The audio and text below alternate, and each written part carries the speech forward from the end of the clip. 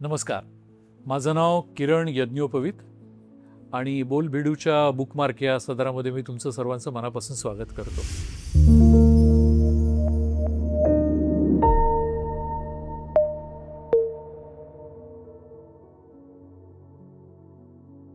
तुमच्या आवडीची पुस्तकं आणि तुमचा वाचनाचा प्रवास असा विषय आहे आणि मला काही पुस्तकांविषयी बोलायला पण सांगितले. इथं जी काही पुस्तकं सहज हाताला लागली ती पुस्तकं त्यांनी खाली काढून ठेवली, त्याविषयी मी नंतर बोलीन. पण पुस्तकाच्या वाचनाच्या संदर्भात बोलायचं असेल तर मला थोडंसं मागं जावंसं वाटेल की हे सगळं सुरू कुठून झालं तो प्रवास. माझं लहानपण चिंचवडसारख्या छोट्या गावामध्ये गेलं. म्हणजे आत्ता जे आपण पुढारलेलं चिंचवड पाहतो असं हे चिंचवड पूर्वी नव्हतं.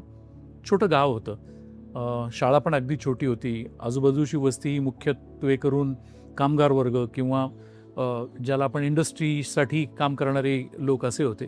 तर तिथं काय असं खूप मोठं समृद्ध वाचनालय असं कुठंच नव्हतं. पण वाचायला प्रचंड आवडत होतं. असा तो काळ आहे. काहीही वाचायचं असे. म्हणजे मी एकटाच होतो अशातला भाग नाही. ही त्यावेळेला तशा पद्धतीची मुलं म्हणजे एखादं काही गोष्ट बांधून आली तर त्या पुढ्यावरचं जे काही लिहिलेलं असेल तेही वाचून काढलं जायचं. ती जी तगमग होती ना, मला असं वाटतं ती तगमग फार लोभस होती आणि त्या तगमगीविषयी खरं तर खूप जास्त चांगलं बोललं पाहिजे. आणि ती जी तगमग आहे ती मी फक्त एकटा नाही, मी प्रतिनिधी आहे त्या तगमगीचा. अनेक लोकांनी तो काळ अनुभवलेला आहे त्या काळात. मग नंतर कालांतरानं हळूहळू ही पुस्तकालय, आता तर काय समृद्ध वाचनालय आहेत. शहरांमध्ये तर तुम्हाला पाहिजे तेवढी पुस्तकं वाचायला मिळतात. अगदी छोटे जेव्हा होतो त्यावेळेला मला आठवत आहे की आमच्या घराच्या जवळच वाड्यामध्ये ते एक सोले नावाचं कुटुंबीय राहायचं. त्यांचे एक मामा होते, देगामामा म्हणून. तो लहान मुलांच्यासाठी म्हणून गोष्टीची पुस्तकची लायब्ररी चालवायचा. 5 पैशाला एक पुस्तक. तर जाड टाईपाचं एक पुस्तक असायचं आणि मी अतिशय वेगाने ते पुस्तक वाचून काढायचो. म्हणजे एका दिवसात 5 पुस्तकं वाचली तरी माझं मन भरायचं नाही. तर मला असं वाटायचं की आपल्याला म्हणजे जे आज आपण जे पुस्तक असं म्हणतो तसं पुस्तक आपल्याला वाचायला मिळायला पाहिजे. मग माझी ही तगमग लक्षात घेऊन त्या सोलेवहिनींनी मला एक शततारका नावाचं एक पुस्तक वाचायला दिलं होतं. त्यानंतर मला ते कधी कुठं वाचायला मिळालं नाही आणि मला तो एक अद्भुत प्रांत, मला वाटतं दुसरी तिसरीमध्ये असेल, एक अद्भुत जग असं उलगडून गेलं. परिकथाच होत्या त्या सगळ्या. देशोदेशीच्या गोष्टी त्यांनी एकत्र करून त्या आणल्या होत्या.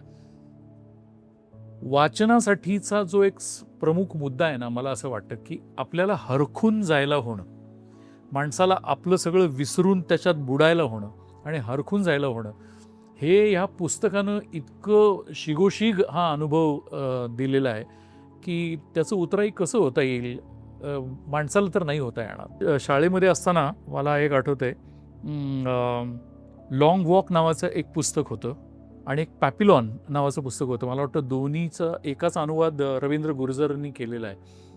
तर लॉंग वॉक हा स्लावोमीर रावीज नावाचा फिनलंडच्या घोडदळाचा प्रमुख होता. तर हे 7 जण युद्धकैदी होते आणि सायबेरियाच्या कॉन्सन्ट्रेशन कॅम्पमध्ये त्यांची रवानगी केली होती. तर तिथून निसटून ते 7 जण चालत चालत कलकत्त्यापर्यंत आले. म्हणजे सायबेरियातून प्रवास करून तो संपूर्ण अर्धा रशिया, मंगोल, मग गोबीचं वाळवंट, तिबेटियन पठार, मधली जंगलं, हिमालयन रेंजेस असं करत ते कलकत्त्यामध्ये आले. तर ह्याच्या वर्णनाचं एक पुस्तक आहे. मला आठवतंय की त्याचं 1 प्रकरण 2 प्रकरणं वाचायची, त्याचं थोडंसं मनामध्ये ठेवायचं आणि दुसऱ्या दिवशी सगळी शाळेतली मुलं आम्ही बरोबर एकत्र जायचो. ते म्हणायचे, हां किरणे आता पुढचं सांग. मग अध्याय सांगितल्यासारखं त्या पुस्तकाचं पुढचा अध्याय सांगायचा. तर एक अनुभव कथन याला म्हणतो तोंड ओळख, या पुस्तकांनी अशा प्रकारे केली. मग थोडं हळूहळू मोठं व्हायला लागलो, तसं वेगवेगळी पुस्तकं वाचायला मिळाली. एका सुट्टीत मला आठवतंय माझ्या आत्याच्याकडे बायखळ्याला, मला वाटतं बायखळ्याला मी गेलो आणि त्यांच्याकडे बरीच पुस्तकं होती आणि स्वतःच्या संग्रही अशी त्यांची पुस्तकं होती. तर त्याच्यामध्ये जयवंत दळवींची पुस्तकं होती, पु ल देशपांडेंची पुस्तकं होती, श्रीमान योगी होतं, राधेय होतं देसाईंची आपल्या, तर रणजित देसाईंची पुस्तकं. तर मी ते बघून अगदी हरखून गेलो आणि मी ती अत्यंत झपाट्याने ती पुस्तकं वाचायला लागलो. आणि मग मी वाचतोय आणि मला खूप आवडतं आणि वाचलेल्या पुस्तकाचे संदर्भ मला लगेच देता येतात. याचं इतकं कौतुक झालं तिकडं. तर माझ्या आत्याची एक मैत्रीण होती, सुमन मावशी म्हणून. तर ती हाताला धरून मला तिच्या घरामध्ये घेऊन गेली आणि तिने खोली अशी उघडली, तर तिथं एक पुस्तकांचं कपाट होतं.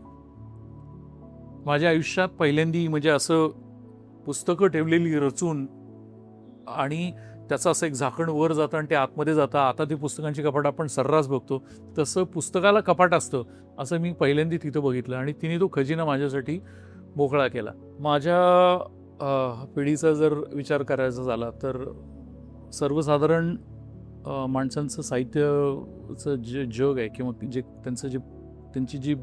त्यांना जे पोचलं गेलं साहित्य विश्वाला, ते बिनीचे काही लेखक होते 20-25 महाराष्ट्रातले आणि ते सर्व परिचित होते. सर्वजणांनी त्यांची पुस्तकं वाचली होती. म्हणजे सगळ्यांची नावं घेणं काही शक्य नाही, पण पु ल असतील, वपू असतील, श्रीदा पानवलकर असतील, व्यंकटेश मांडुळकर, गदिमा आहेत, श्रीनिवास कुलकर्णी आहेत, श्रीना पेंडसे आहेत, जयवंत दळवी आहेत. यादी मोठी आहे. या काही लोकांचं साहित्य सर्वदूर वाचलं जायचं. पुलंचे तर फॅन होतो म्हणजे आम्ही सगळे. त्यावेळेला म्हणजे व्यक्ती आणि वल्ली, बटाट्याची चाळ, असामी, जावे त्यांच्या देशा, अपूर्वाई, गणगोत, एक बेपत्ता देश, पुलंचं कुठलं खोगीर भरती, खिल्ली, हे सर्व पुस्तकांची अनंत पारायणं होत असत आणि त्याचे संदर्भ एकमेकांना देणं होत असे. मग व्यंकटेश माडगूळकर वाचनात आले. मांडेशी माणसं वाचलं आणि म्हणजे आमूलाग्र दृष्टी बदलली साहित्याकडे बघण्याची. मग बनगरवाडी वाचण्यात आलं, जांभळीचे दिवस आले आणि व्यंकटेश माडगूळकरांच्या नंतर मी त्यांच्या नाटकाचा पण चाहता झालो. मग एकंदरच तात्या माडगूळकर हा एक अजब वल्ली आहे. म्हणजे त्यांनी विपुल साहित्य दिलं, एक साहित्याची, वेगळ्या साहित्याच्याकडे बघण्याची जीवनदृष्टी दिली. एक मोठा शालेय जीवनामधला काळ असा होता जेव्हा झपाटल्यासारखे ऐतिहासिक कादंबऱ्या वाचल्या जायच्या त्या काळामध्ये. म्हणजे श्रीमान योगी तर होतीच, पण शर्तीनं राज्य राखलं, जे झुंज, नासे इनामदार, रणजित देसाई, म्हणजे विपुल या पद्धतीचं लिखाण होतं. आणि मुख्य म्हणजे त्या काळात अत्यंत वीरश्रीपूर्ण असं ते सगळं लिखाण वारंवार वाचलं जायचं. त्याचे उतारे वारंवार एकमेकांना दिले जायचे. त्यावेळेला असं वाटायचं की तोच खरा इतिहास आहे. पण कालांतरानं हळूहळू असं कळायला लागलं की खरा इतिहास आणि कादंबरीमध्ये मोठा फरक असतो. पण इतिहासाकडे हाताला बोट धरून इतिहासाकडे जर सर्वसामान्य माणसाला जर कुठं नेलं असेल तर या पुस्तकांनीच नेलेलं आहे. मग नंतर गजानन भास्कर मेंदळे असतील किंवा रियासतकार सरदेसाई असतील किंवा शेजवलकर असतील, ह्या सगळ्यांची जी अस्सल, ज्याला म्हणतो कागदपत्राची तपासणी करून ज्या पद्धतीचा इतिहास लिहायला पाहिजे, या पद्धतीचं इतिहासाचं वाचन नंतर आलं. परंतु प्रारंभीच्या काळामध्ये ह्या सगळ्या विषयाला गोडी लावण्याचं काम या पुस्तकांनी जरूर मोठ्या प्रमाणात केलं. एक दिवशी मला वाटतं मी 8वी किंवा 9वीमध्ये असताना माझ्या अतुल पवार नावाच्या मित्रांनी मला एक अंतोन चेखवचं कथासंग्रह वाढदिवसाला भेट म्हणून दिला आणि मी पहिल्यांदी चेखव नावाच्या माणसाच्या त्या कथा वाचल्या. आता त्यावेळेला रशियन साहित्याचं जे भाषांतर मराठीमध्ये व्हायचं ते थोडंसं, ज्याला म्हणू असं काहीसं कृत्रिम अशा स्वरूपाचं व्हायचं. म्हणजे अट्रॅक्टिव्ह पेल ह्या शब्दयोजनेला आकर्षक फिकट असं मराठी भाषांतर त्याचं व्हायचं. पण त्या भाषांतराच्या त्या, ज्याला म्हणू आपण की साधेपणाच्या पलीकडे सुद्धा जाऊन त्या कथांनी अक्षरशः गुंगवून टाकलं. आणि मग नंतर कॉलेजमध्ये असताना तर मी रशियन साहित्याचा म्हणजे जबरदस्त फॅन झालो.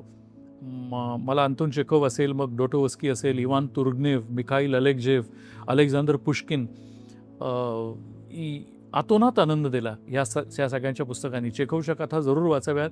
चेखवचं जे चेरीज आर्केड नावाचं एक नाटक आहे, ते अफलातून नाटक आहे, ते जरूर वाचावं असं नाटक आहे. अलेक्झांडर पुष्किनचं एक कॅप्टनची मुलगी, द कॅप्टन्स डॉटर नावाचं एक पुस्तक आहे, ज्याचं कॅप्टनची मुलगी नावाचं मराठी रूपांतर पण आहे. ते पुस्तक जरूर वाचावं. बोल्शेविक क्रांती एका बाजूला आहे आणि एका बाजूला त्या संपूर्ण कॅप्टनच्या संपूर्ण कुटुंबाचा इतिहास त्याच्याशी संलग्न असलेला. नंतर उर्दू शायरीचा पण एक ज्याला आपण चस्का लागतो असं लागलं, मग त्याची पुस्तकं घेणे. ज्यांना कुणाला उर्दू शायरीविषयी ची आवड असेल तर ते वेगवेगळ्या शायरांची पुस्तकं घेऊन वाचतीलच, पण त्यांच्या संग्रही डॉक्टर झरीना सानी आणि विनय वाईकर यांचं एक आईना गझल नावाचं एक पुस्तक आहे, ते जरूर संग्रही ठेवावं असं पुस्तक आहे. तुम्हाला एखादा उर्दू शब्द, नुसता शब्द नाही तर उर्दू शब्द तपशिलानं त्याचा अर्थ सांगणं, कुठल्या शेरामध्ये त्याचा उपयोग कसा केलेला आहे, त्याच्या अर्थछटा कशा पद्धतीनं बदलत गेल्या आहेत, याच्याविषयी अत्यंत उत्तम त्याच्यामध्ये माहिती आहे. मग उर्दू वाचन झालं. या दरम्यान मी कॉस्मोपॉलिटन वाडिया हे सर्व प्रकारच्या, ज्याला आपण म्हणू की विद्यार्थ्यांचं असं कॉलेज असल्याकारणानं तिथं सर्व प्रकारचे विद्यार्थी होते. मग हिंदी बोलणारे विद्यार्थी खूप मोठ्या प्रमाणात होते. मग ती हिंदी बोलण्याची आवड निर्माण व्हायला लागली. मग हिंदी साहित्याविषयी कल थोडासा निर्माण झाला. सुदैवानं मला चांगले गुरुजन होते, त्यांचं स्वतःचं वाचन चांगलं होतं. प्रेमचंद मुंशींची ओळख झाली, रामधारी सिंग दिनकर त्यांच्या साहित्याची ओळख झाली. प्रेमचंदचा तर मी म्हणजे ज्याला आपण म्हणतो की दिवाना असं झालो. म्हणजे त्यांच्या सर्व पुस्तकांनी इतकं भरभरून दिलं. जरा थोडं काही काळानंतर माझ्या आयुष्यामध्ये सादत हसन मंटोची पुस्तकं आली. मंटोच्या एक कथा, त्याची टोबा टेक्सिंग नावाची एक गोष्ट, मला असं वाटतं की अशी एक गोष्ट आपल्या हातून लिहिली गेली म्हणजे असं मला बऱ्याचदा होतं की प्रत्येक ठिकाणी एखाद्या लेखकाची एखादी ओळ बघून सुद्धा असं वाटतं की आपल्याला ही एक ओळ सुचावी, आयुष्य सफल आहे. याला ही एक कथा सुचली, आयुष्य सफल आहे. तसंच टोबा टेक्सिंग सारखी अप्रतिम गोष्ट आहे आणि त्याच्या सर्वच कथासंग्रह त्याचे जाणकारांनी जरूर संग्रही ठेवावं असं त्याचं लिखाण आहे. मग बाकी पुढे कॉलेजमध्ये पासआउट झाल्यानंतर माझ्या जितेंद्र गोळसेंगी नावाच्या एका मित्रांनी मला एक डॉन क्विझोट, म्हणजे मराठीमध्ये आपण क्विझोट म्हणतो पण स्पॅनिश लोक त्याला क्वियोते असं म्हणतात, सर्वांतीस नावाचा एक लेखक आहे. हा 15व्या शतकातला लेखक आहे. मला वाटतं 1616 त्याचं निधन झालेलं आहे. हा आणि शेक्सपियर समकालीन आहेत. यांनी एक डॉन क्विझोट नावाचे 2 खंड लिहिलेत. हे इतकं अफलातून लिखाण आहे, म्हणजे आयुष्यात जर काही करायचं असेल तर माणसाने एकदा डॉन क्विझोट वाचलं पाहिजे.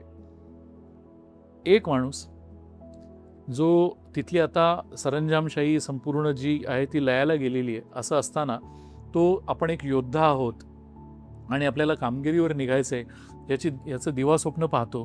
त्याचा एक सँको पॅन्झा नावाचा गावातला जे रिकामटेकडा माणूस आहे त्यालाही त्यांनी बरोबर घेतलं आहे. हा घोड्यावर बसलेला आहे, मरतुकडं घोडं आहे, तो गाढवावर बसलेला आहे आणि ते मोहिमेवर निघालेले आहेत. असे 2 अचाट, ज्याला म्हणतो की वेडपट माणसं, परंतु आणि ते जे कृती करतात त्या कृतीनी तर तुम्ही म्हणजे लिटरली ज्याला आपण म्हणतो शब्दशः हसून तुम्ही लोळता. परंतु जेव्हा त्यांचं संभाषण सुरू होतं आणि जेव्हा ते मानवी जीवनाशी संबंधित येतं त्यात इतकी खोली आहे, इतकं अफाट लिखाण आहे. डॉन क्विझोटनी ज्याला म्हणतो ना की नजर बदलली आपली, तशी माझी नजर बदलून गेली. आणखीन एक फार इंटरेस्टिंग पुस्तक मी आत्ताच्या काळात वाचलं, ते म्हणजे द फर्स्ट फिरंगीज नावाचं. आपल्याला असं वाटतं की जे फिरंगी लोक आहेत आपल्याकडे, जे ब्रिटिशांच्या आक्रमणाच्या नंतर आले, अतिशय जुने म्हणजे 12व्या-13व्या शतकापासून इकडे ज्याला म्हणतो आपण फिरंगी म्हणजे परदेशी लोक आपल्याकडे येत आहेत आणि त्यांच्या जीवनकथा त्या पुस्तकामध्ये आलेल्या आहेत आणि गोष्टी विल्हाळ अतिशय अद्भुत अशा कथा आहेत. अलीकडेच मी छोटे छोटे आवाज कुठून येत आहेत नावाचं स्नेहा अवसरीकरांचं पुस्तक वाचलं. फार छान पुस्तक आहे. कॉर्पोरेट कथा नावाचं पुस्तक आहे मराठी, ते वाचलं. सत्वकथा नावाचं एक कलेक्शन आहे, मधुकर धर्मापुरीकर आणि स्नेहा अवसरीकर यांनी केलेलं. सत्यकथामध्ये जुन्या ज्या कथा छापून यायच्या त्यातल्या काही कथांचं एकत्रीकरण करून ते पुस्तक छापलेलं आहे. तर भैरप्पा हे हे माझे अतिशय आवडते लेखक. भैरप्पांचं बहुतेक सगळं लिखाण मी वाचून काढलं. त्यांचं वंशवृक्ष नावाचं एक पुस्तक माझ्या वाचनामध्ये आलं. आकाशवाणीला गौरी लागू अभिवाचनाचा एक मोठी मालिकाच चालवत होत्या. त्यावेळेला वाचक म्हणून मी तिथं जात असे आणि मोठा आनंदाचा काळ होता. वंशवृक्षच्या वाचनाला मी, अमृता सुभाष, डॉक्टर श्रीराम लागू, ज्योती सुभाष अशी एक मोठी नामवंतांची फौज होती तिकडे. आणि वाचनाचा आदर्श वस्तुपाठ म्हणजे असं वाचन त्या काळामध्ये त्या लोकांनी केलं. त्यावेळेला माझी वंशवृक्षाची ओळख झाली आणि त्यांच्या लिखाणाने अक्षरशः भारावून गेलो. आणि नंतर त्यांची सगळी पुस्तकं मी वाचली. आवरण नावाचं एक अप्रतिम पुस्तक आहे. पर्व नावाचं पुस्तक आहे. महाभारताचा संपूर्ण एक वेगळी संगती महाभारताची पर्वमध्ये लावली. जे महाभारत आपण लहानपणापासून बघत असतो, वाचत असतो, ऐकत असतो, त्यापेक्षा एक वेगळी संगतीच महाभारताची त्यांनी लावलेली आहे. ज्याला आपण म्हणतो की स्वाभाविकता काय घडू शकलं असेल अशा नजरेने त्यांनी संपूर्ण वेगळ्या तऱ्हेचं महाभारताचं एक ज्याला आपण म्हणू की त्यांचा एक टेक आहे महाभारताचा, त्याच्याविषयीचं हे केलं आहे. एक फार छान पुस्तक आहे क्लोज एन्काउंटर्स नावाचं, पुरुषोत्तम बेर्डेचं. त्याच्या बालपणी गिरण गावामध्ये तो राहत असताना कोणत्या प्रकारचे अनुभव त्यांनी घेतले. म्हणजे तो पुरुषोत्तम बेर्डे हे नावारूपाला येण्याच्या अगोदरचे ते बालवयापासून ते मधल्या काळापर्यंत त्यांनी काय अनुभव घेतले त्याचं एक अप्रतिम पुस्तक आहे. हे शिवछत्रपतींचे आरमार नावाचं पुस्तक आहे. हे अफाट पुस्तक आहे. या पुस्तकामध्ये नुसतं पुस्तक वाचायचं तर आहेच आहे, पण या पुस्तकाच्या खाली प्रत्येक ठिकाणी त्याचे जे दाखले दिलेले आहेत, तर इतिहासाचं जेव्हा आपण पुनर्विलोकन करतो, जेव्हा परत नव्यानं इतिहास सांगायचा प्रयत्न करतो, तेव्हा त्याचे ते संदर्भ श्रीमंत कसं होऊ शकतं लिखाण, याचं एक अफलातून उदाहरण म्हणजे हे पुस्तक आहे.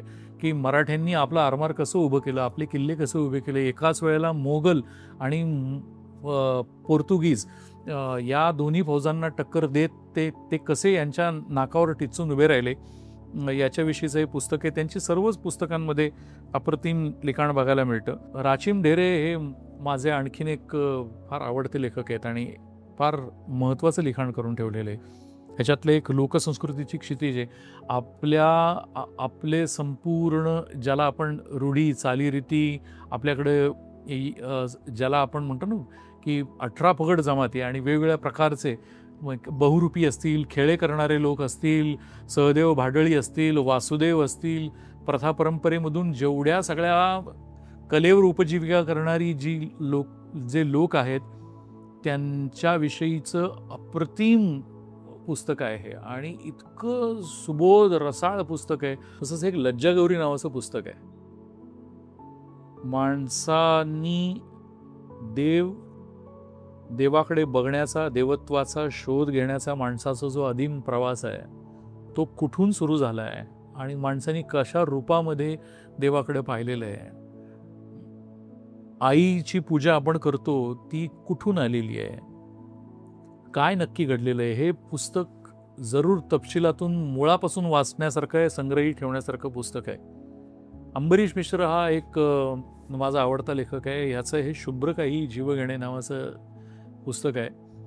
सगळ्या नामवंतांविषयी, म्हणजे याच्यामध्ये बेगम अख्तर आहेत, त्याच्यानंतर शोभा गुरुटू आहेत, चंद्रदेवतेचं गाणं नावाचं लेख आहे शोभा गुरुटूंवर. इतकं अफाट लिखाण आहे. हे जरूर वाचण्यासारखं पुस्तक आहे. नंदा खरे नावाचे एक लेखक आहेत आणि हे पुस्तक हे प्रत्येकानं वाचलं पाहिजे. हे एका अर्थानं ज्याला आपण म्हणू उपहास गर्भ असं तिरकस शैलीमधलं, पण उत्तर पेशवाईमधलं, म्हणजे नागपूरकर भोसल्यांना बंगालच्या चौथाईचा हक्क मिळाला त्यानंतर मराठ्यांना, ज्यांना बारगीर म्हणलं जायचं, त्यांच्या बंगालकडच्या लढाया प्रसिद्ध आहेत.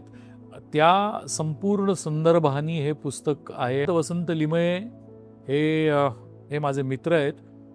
यांचं लॉग म्हणजे विश्वस्त हे अप्रतिम पुस्तक आहे. यांचं लॉग ग्रिफिन नावाचं पुस्तक आहे आणि त्या पुस्तकाने मला बराच काळ झपाटलेलं होतं. फार अप्रतिम पुस्तक. हिंदीतले सर्वश्रेष्ठ उपन्यासकार प्रेमचंद. या प्रेमचंदच्या सर्वश्रेष्ठ कहाणी आहे. हे ज्याला आपण म्हणतो पेपरबॅक एडिशन असं आहे. याच्यात त्यांचं कलेक्शन आहे, परंतु त्यांचं गोदान म्हणजे त्यांची सर्वच पुस्तकं इतकं सुंदर. म्हणजे त्यांनी हिंदीमध्ये लिहिलेलं आहे, त्यांनी उर्दूमध्ये लिहिलेलं आहे, आणि भाषेचा लहेजा आणि काय श्रीमंत हिंदी आहे, म्हणजे कमाल आहे. हे जरूर पाहण्यासारखं पुस्तक आहे. हे एक फार मस्त पुस्तक आहे, प्लासीचा रणसंग्राम. त्याच्यापेक्षा हा माणूस फार इंटरेस्टिंग आहे. याचं नाव कर्नल मेडोज टेलर. ह्यांनी प्लासीचा रणसंग्राम नावाचं पुस्तक लिहिलं, पण ह्याच्यापेक्षा एक ठगाची जबानी नावाचं पुस्तक आहे, जे दुर्मिळ झालं. आता ती मिळतच नाही.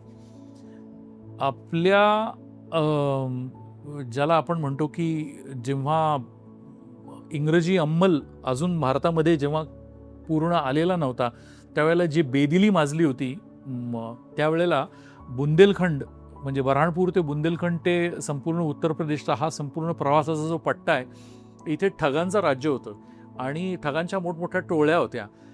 तर त्या टोळीमध्ये जाऊन त्यानं त्यातले तपशील गोळा केलेत आणि त्या ठगाची जबानी नावाचं पुस्तक आहे. अफाट पुस्तक आहे, जरूर वाचलं पाहिजे. कथा सरित सागर नावाची एक कथा मालिका आहे आपल्याकडे आपण जसं अरेबियन नाईट म्हणतो, म्हणजे एका कथेतून दुसऱ्या कथेचा जन्म घेणं, तसं. तर गुणाढ्य नावाचा एक लेखक होता आणि त्यांनी पैशाची भाषेमध्ये अतिशय सुंदर असं लिखाण केलं.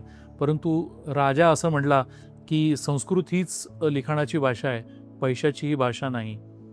तर अतिशय ज्याला म्हणतो असा की संताप होऊन किंवा ज्याला म्हणू सखेद होऊन तो जंगलामध्ये बसला आणि त्यांनी तो एक कथा वाचून त्यांनी शेकोटी पेटवली आणि एक कथा वाचून ती जाळायला लागला. आणि ते बघून, त्याची कथा ऐकून जंगलातली सर्व प्राणी मात्र एकत्र झाले आणि ते अश्रू ढाळायला लागले, अशी एक आख्यायिका आहे. मग राजाला जेव्हा कळलं तेव्हा तो गेला आणि त्यांनी त्याचं ते लिखाण वाचवलं. तर ते जे वाचलेलं जे लिखाण आहे ते म्हणजे कथा सरित सागर. पण बोललो तसं व्यंकटेश माडगुळकर यांचं म्हणजे यांच्या सर्व पुस्तकांचं, हे करुणाष्टक नावाचं पुस्तक आहे, पण करुणाष्टक असेल, सत्तांतर असेल, पारितोषिक असेल, बनगरवाडी असेल, मांडेशी माणसं असेल, एकापेक्षा एक सुंदर पुस्तकं माडगुळकरांनी दिली. पुस्तक उघडावं आणि वाचायला सुरुवात करावं आणि माणूस तुमच्यासमोर उभा राहावा, इतक्या मूर्तिमंत व्यक्तिरेखा आणि करुणेचा किती स्पर्श असावा लिखाणाला, याचं आदर्श उदाहरण म्हणजे हे आहे लिखाण. आमच्या सर्वांच्या आयुष्यावर ज्या बालपणी ज्या साहित्य कृतींनी एक चांगला असा ठसा उमटवला, त्याच्यामध्ये श्रीनिवास विनायक कुलकर्णी यांचं नाव घ्यायला लागेल. त्यांचं डोह तर मी किती वेळा वाचलं असेल. प्रकाश नारायण संतांचं वाचन आलं, म्हणजे त्यांची 4 पुस्तकं, वनवास आहे, शारदा संगीत आहे, पंखा आहे, 4 पुस्तकं आली. त्या पुस्तकांशी माझं एक वेगळंच नातं जुळायचं कारण म्हणजे माझं आजोळ बेळगाव आहे. तर त्या पुस्तकामध्ये जो सगळा परिसराचं वर्णन जे येतं, तो भाग लहानपणी मी पुष्कळ माझ्या पायी फिरलेलो आहे. त्यामुळे प्रकाश नारायण संतांच्या पुस्तकांबरोबर माझं एक आत्मीय नातं आहे. पण त्या पुस्तकांनी एक जे जग निर्माण केलं, इतकं सालस, इतकं भावडं, इतकं निरागस, त्यांच्या बऱ्यापैकी उत्तर आयुष्यामध्ये हे लिखाण केलेलं आहे. त्यामुळे एक पूर्ण वाढ झालेल्या माणसाने आपल्या बालपणाकडे कसं पाहिलं, याचं आदर्श वस्तुपाठ म्हणजे ते लिखाण आहे. तसंच लिखाण त्या डोह वाचताना त्या पुस्तकांच्या बरोबर अनेकदा माझं होत असे. कोरडी भिक्षा हे त्यांचं एक अप्रतिम पुस्तक आहे. तेंडुलकर जेव्हा गेले तेव्हा गेल्यानंतर साहित्य रंगभूमी प्रतिष्ठाननी एक असं ठरवलं की तेंडुलकरांना जवळून ओळखणाऱ्या माणसांनी तेंडुलकरांच्या पैलूंविषयी लिहावं. तर तेंडुलकरांना ओळखणाऱ्या माणसांनी ह्याच्यात लिहिलेलं ह्या पुस्तकाचं संपादन हे रेखा इनामदारांनी केलेलं आहे. याच्यात तेंडुलकर आणि पटकथा नावाचा एक विभाग आहे आणि तो मी हाताळला. याच्यामध्ये अमोल पालेकर, जब्बार पटेल, गोविंद निलानी, श्याम बेनेगल आणि गिरीश कर्नाड यांच्या मी घेतलेल्या मुलाखती आहेत. हे खरंच संग्रही ठेवावं असं पुस्तक आहे. G.A. कुलकर्णी म्हणजे G.A. कुलकर्णींनी रूपकथांचं एक असं दालन मराठी विश्वाला दिलं आणि त्यांच्या सर्वच पुस्तक, त्यांचं ऑर्फियस नावाची कथा मी जेव्हा पहिल्यांदा वाचली होती त्यावेळेला मला अजूनही आठवत आहे की म्हणजे एक वेगळं काहीतरी आपण वाचलोय आणि त्याचा सर्वार्थाने आपल्या आयुष्याला स्पर्श झाला आहे. म्हणजे ज्यांचा आम्हाला सहवास लाभला, ज्यांचं नाटकातलं काम आम्ही जवळून पाहिलं, ज्यांच्याबरोबर ज्याला म्हणू आम्ही की बोलण्याचा, त्यांच्याबरोबर राहण्याचा थोडाफार अनुभव आम्हाला आमच्या गाठीला लागला ते म्हणजे डॉक्टर श्रीराम लागू. त्यांनी त्यांच्या संपूर्ण नाट्यप्रवासाविषयीचं लिहिलेलं हे पुस्तक आहे, लमाण नावाचं. अफलातून पुस्तक आहे, जरूर वाचलं पाहिजे. रंगनाथ पठारे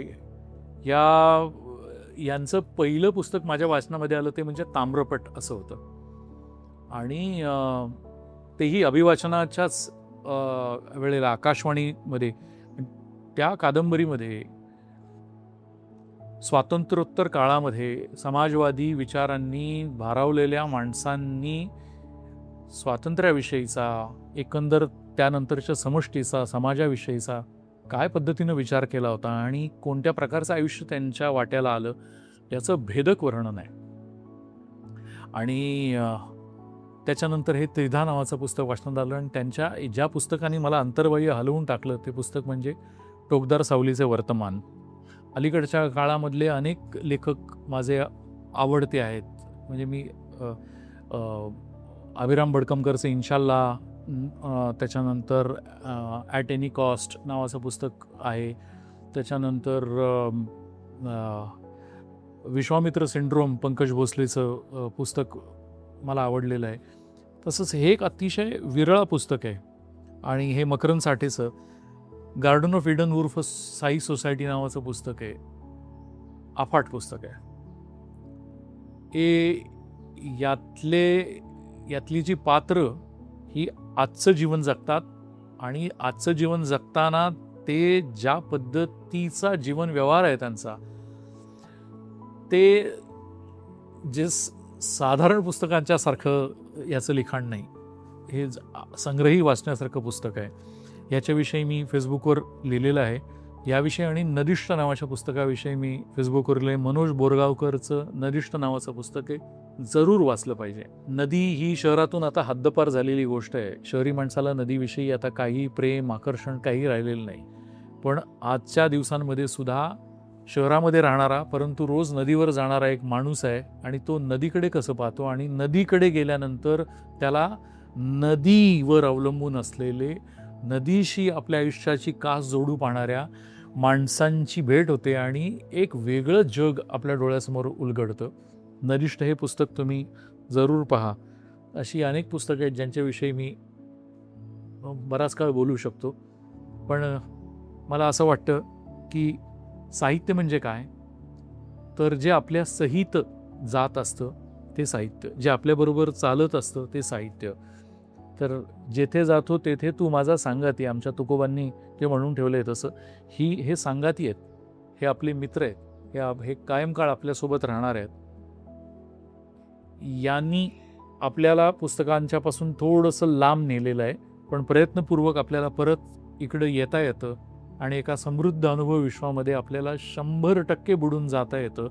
जिथे आपल्याला किती लाईक आले, आपल्याला खरंच किती लोकांनी आपलं टेक्स्ट फॉरवर्ड केला, ह्या कशाचाही विचार राहत नाही. अल्बर्ट आइन्स्टाईननी असं म्हणलं आहे की जर तुम्हाला तुमचं मूल जर बुद्धिमान व्हावंसं वाटत असेल तर तुम्ही त्याला परीकथा वाचायला द्या, आणि जर ते अधिक बुद्धिमान व्हावंसं वाटत असेल तर अधिक परीकथा वाचायला द्या. याचं कारण असं आहे की तुम्हाला शेवटी या जगाला तारणार काय आहे, तर ते आहे कल्पना. तुमच्याकडं माहितीचा स्रोत आहे, जे की आता तुम्हाला इंटरनेट देते, तुम्हाला माहिती देते. पण तुमची मूळ कल्पनाशक्ती अबाधित राहणे, तुमच्यासमोर तुमचं एक कल्पनारम्य वातावरण निर्माण होणे, तुम्हाला कल्पनेमध्ये रममाण होणे, तुम्हाला काहीतरी नवीन सुचणं, ही जी प्रक्रिया आहे, ही तुम्ही आतमध्ये वळल्याशिवाय, अंतर्मुख झाल्याशिवाय होत नाही, असा लेखक म्हणून माझा अनुभव आहे. आणि पुस्तक तुम्हाला आतमध्ये वळायला मदत करतात. म्हणून तुम्ही पुस्तकासोबत राहा. ते तुमच्यासोबत राहतील. धन्यवाद.